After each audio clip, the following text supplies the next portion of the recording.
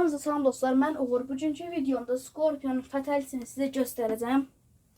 Fatalitesini indidən göstərirəm ki, görəsiniz. Baxın, Fatality PlayStation 5'də bu, yəni rəy olaraq bu knopka, yəni belə 2 dəfə belə və kvadrata basacaqsınız. İndi göstərərəm.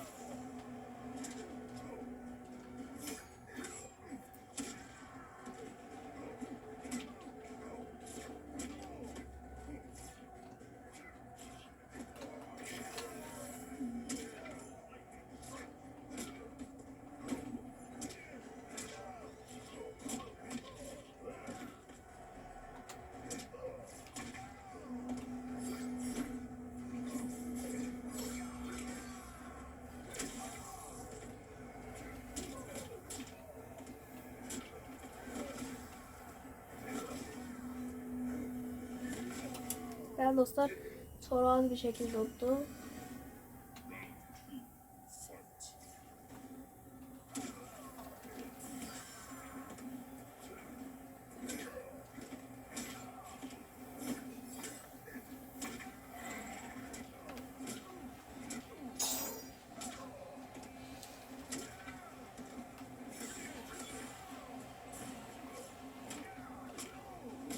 Değerli dostlar, artık udmağa az qaldı.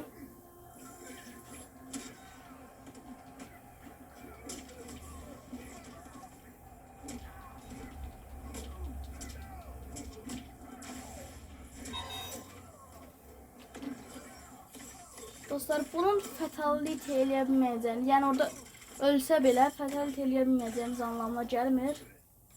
Yəni baxın, belə qaldıqdan sonra keçirsiniz biraz uzağa və göstərirəm. Görürsünüz, orada fatality eləyir.